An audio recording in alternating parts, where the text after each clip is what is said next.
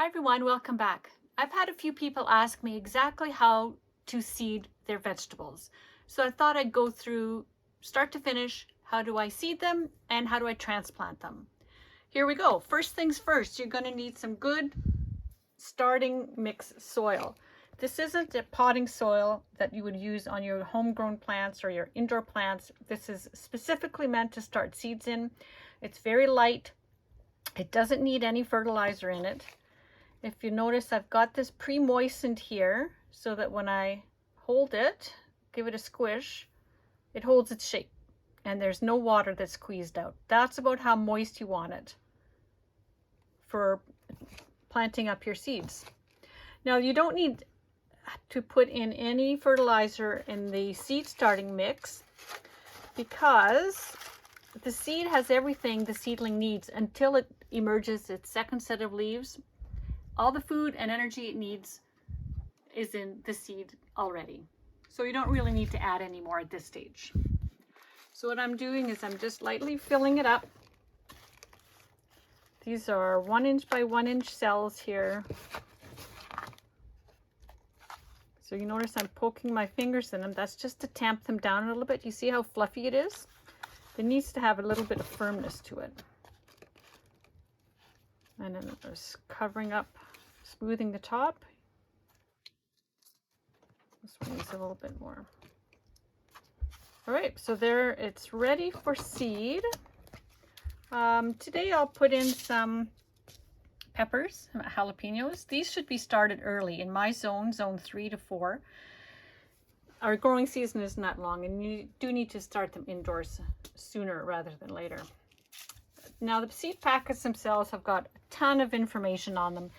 It tells you how deep to sow the seed, what temperature. For example, this one here prefers a soil temperature of 26 to 29 degrees. There's lots of information. Anything you need to know, look on the seed packet. So I'm just going to go ahead. These particular seeds are, as you'd expect, the seeds like you'd find in a pepper. So they recommend putting a couple in each cell, just in case one of them or some of them don't germinate. You won't have lost your whole experiment here. So I'm going to put 2 in each, and then once they're bigger, you can determine if you want to keep them both, if they both germinated, or just keep the strongest one.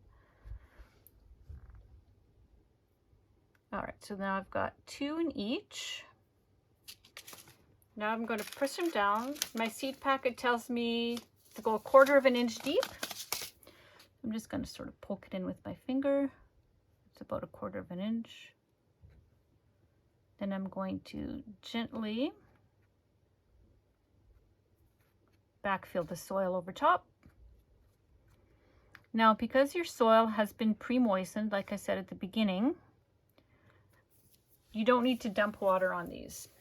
As a matter of fact, the best way when you're putting seedlings in light soil like this is use a spray bottle to moisten them down. You see, otherwise, if I were to pour water on here, the dirt would go flying around, the seeds would land up who knows where. This way you can kind of control, just a little bit of water at a time. Just absorbs, the soil absorbs it. And I'm watering just to help the soil adhere to the seed, and so it's all nice and compact and tucked in nicely. Now I'm going to label it, and then I like to put a little plastic over top, just any kind of plastic, to keep it warm. Helps to keep it warm, and it also helps to keep it moist so you don't have to water it as often. Obviously, when you start seeing shoots come up, take the plastic off. But it just creates a little micro greenhouse environment for them. And I will go put this on my heat mat, which is on 24 hours a day. So it'll be heated 24 hours a day. And that's what I do for my peppers. Another thing you need to look out for is if your plants need light or dark to germinate. I know the peppers, they prefer the light, but things like pansies prefer the dark. So check your seed packet again. Next, I'm going to show you what the seedlings look like. Here I have some tomatoes You can see I've put in a couple seeds in some of them. Some of them only one germinated, you see? So that's why we do more than one, just in case some don't germinate. At least you still got some. So this is what your second set of leaves look like. When the seedling first comes up, you're going to start seeing these little bottom here, these leaves here first. Up until you get to this point, you don't need to fertilize. Now I do, because this is what you call the second set of true leaves, or true leaves. So what we're going to do, again, we've got very careful. You want to squeeze them out. The roots are very delicate right now. Pull it out with a leaf there. Here we go. Gosh. So you can see the little root ball in there. They're not really root bound in here. I could leave them in here a little bit longer.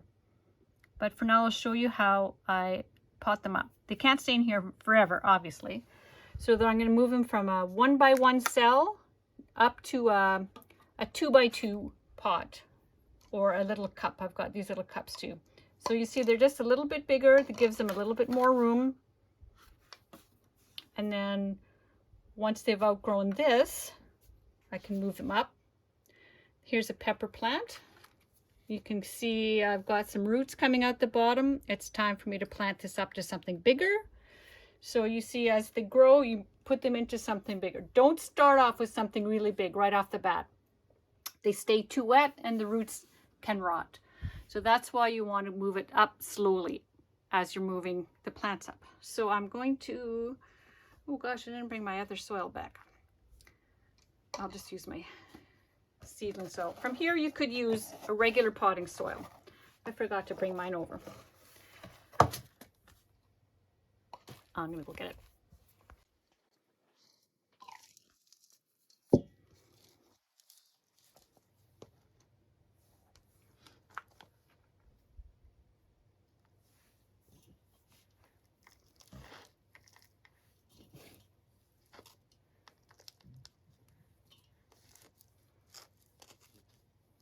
You want to tamp it down so that the roots are making good contact with the soil. Also for tomatoes, you can bury them at the whole stem all the way up to here.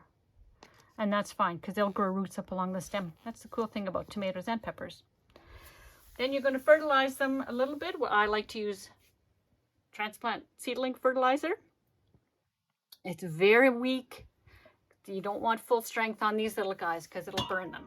So I like to use a seedling fertilizer once a week. Just mix it in as directed, once a week or even more, with every watering even. I think this particular one, yes.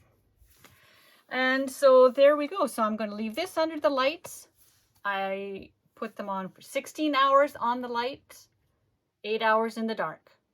Don't leave your lights on 24 hours a day. They need that period of dark. So for seedlings, I like 16 and 8.